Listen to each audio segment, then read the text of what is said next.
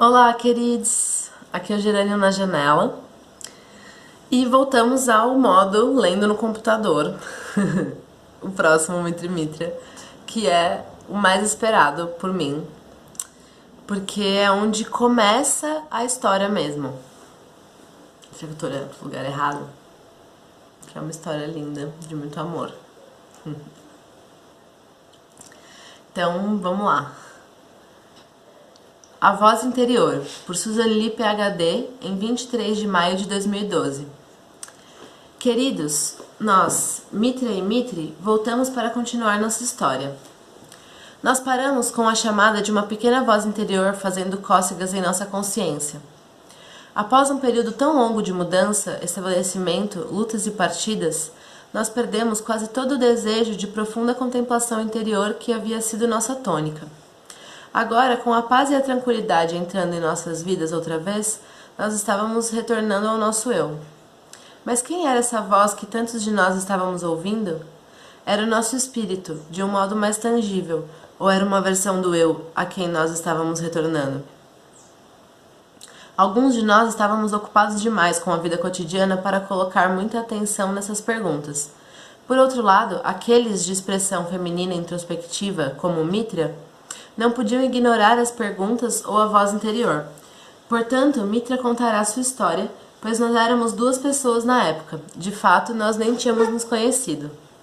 Mitra fala: eu estava entre aqueles que primeiro se excluíram juntos para nos conectarmos com o nosso espírito.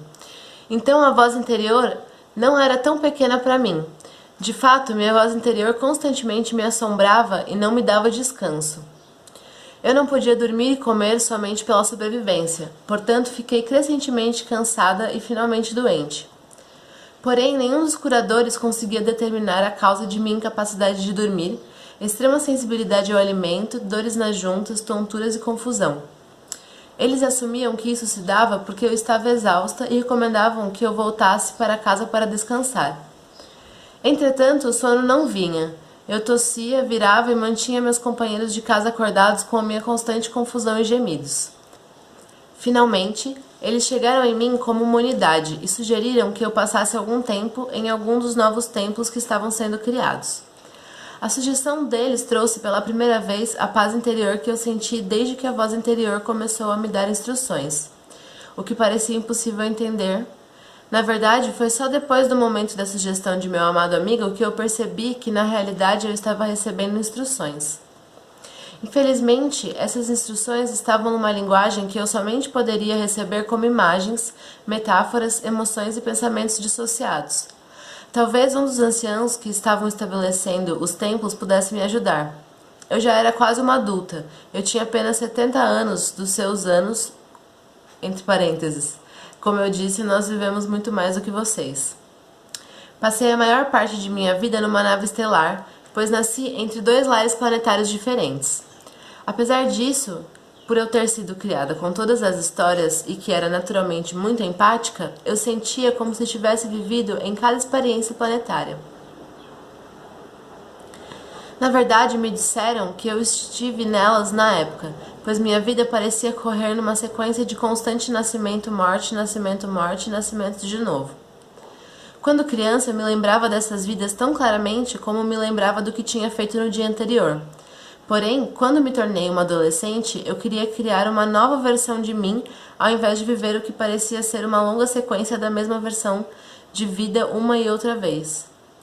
Talvez minha confusão e tontura se dessem por causa de todas as outras vidas voltando a mim, e todas de uma vez só. Todas as vidas pareciam estar me contando a mesma coisa e me levando à mesma destinação. Porém, eu não podia entender o que me era dito ou para onde eu estava sendo levada. Desesperadamente, eu precisava de orientação. Infelizmente, porque nossos templos ainda estavam em construção, nós tínhamos que marcar um encontro para falar com alguém e aguardar por uma abertura.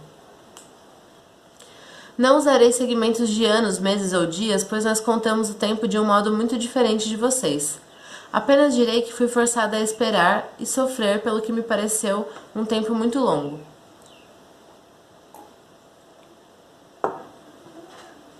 Porém, meus companheiros de residência deixaram bem claro que eu era uma influência desagregadora de nossa unidade.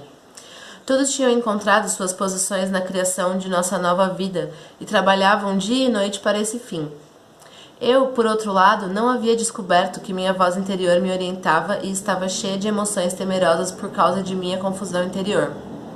Eu decidi que deveria ir para a natureza e passar o meu tempo sozinha, nas belas cercanias de nosso novo lar planetário. Consequentemente, na manhã seguinte, antes do raiar do sol, apanhei uma pequena residência portátil que era similar às suas barracas, empacotei alguns alimentos básicos e uma única panela e parti para os bosques. Não fazia nenhuma ideia para onde ia ou o que iria fazer, mas ao deixar minha mensagem para os meus companheiros de residência sobre minha destinação, eu senti um breve, muito breve momento de paz. Então parti em silêncio, fechando a porta da minha primeira experiência de um lar planetário. Visto que cresci visitando novos planetas, luas e asteroides, minhas habilidades de sobrevivência em terrenos desconhecidos eram excelentes. Nunca pensei por um momento que poderia estar em perigo.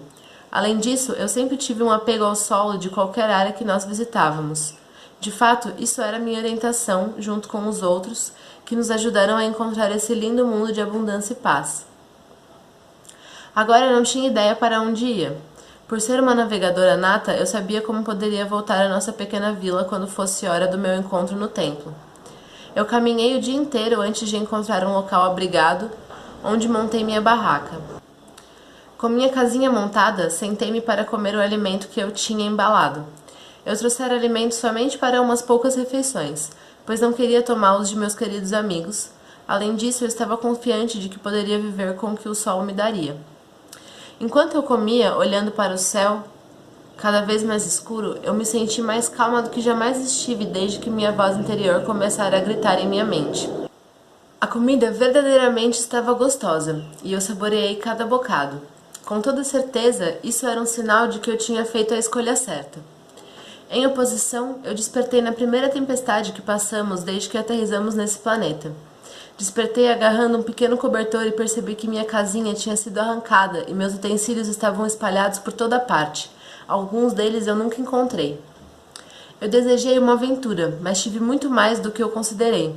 Eu sabia bem o que era ficar numa tempestade, então peguei tudo o que pude juntar e fui me abrigar sob a aba de uma rocha suspensa. Quando sentei encostada à rocha, eu pensei. Caminhei desde antes do amanhecer e somente parei quando escureceu. Então fiquei acordada até tarde vendo os novos sistemas solares no céu noturno. Só podia imaginar o que foi por estar tão cansada que não vi nenhum dos sinais de uma grande tempestade. E por que não acordei mais cedo? Talvez eu tenha vivido tempo demais numa vila e tenha perdido o contato com a natureza. Definitivamente parecia que eu tinha perdido o contato comigo mesma. Visto que as estrelas agora estavam invisíveis e elas eram a forma de navegação que eu aprendi na nave estelar, eu tinha de esperar até a tempestade terminar e o céu clarear. Somente a grande fadiga que havia sofrido por muitas rotações de nossas luas pôde permitir que eu caísse no sono no meio de uma tremenda tempestade.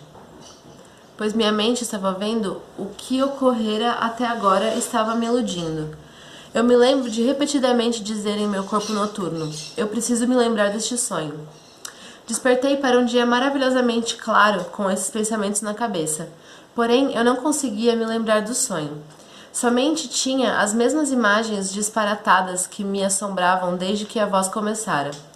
Porém, o sonho pareceu colocar essas imagens numa sequência que, claro, eu não conseguia me lembrar. Uma grande luz que banhava meu corpo, secava minhas roupas e aquecia a pedra. Me despertou. Eu estava recostada na pedra que me ofereceu o abrigo da tempestade quando algo chamou minha atenção. Quando olhei mais atentamente, eu vi que a rocha brilhava, como se 1 milhão de pequenas estrelas estivessem integradas nela. Estive em muitos planetas e vi muitas paisagens, mas nunca tinha visto uma rocha como essa. Decidi que, já que a tempestade me trouxera até aqui, eu ficaria aqui, junto a essa rocha, o quanto fosse necessário. Porém, o que restara de minha comida se fora, então tive de me lembrar de minhas habilidades empáticas para encontrar água e saber o que era comestível. Foram essas capacidades inatas que me trouxeram o propósito na nave estelar, um propósito que havia perdido desde que me estabeleci em nosso novo mundo. A água foi encontrada, a comida localizada, os céus noturnos mapeados e eu era inútil. Talvez essa seja uma das razões por que passei por tanta dificuldade. Não tinha encontrado meu lugar na nossa sociedade. Eu era jovem demais para servir nos templos e velha demais para ficar por aí, que foi o que eu andei fazendo. Não é surpresa que meus companheiros de residência tenham se cansado de minha presença. Com a ideia da minha incapacidade de encontrar o meu lugar, eu caí no sono, ou foi uma profunda meditação. Nós voltaremos e Mitra continuará sua história. Mitra e Mitri. É isso aí. A Mitra chegou na caverna e seguimos com os próximos capítulos no próximo vídeo. Gratidão, luz pra vocês.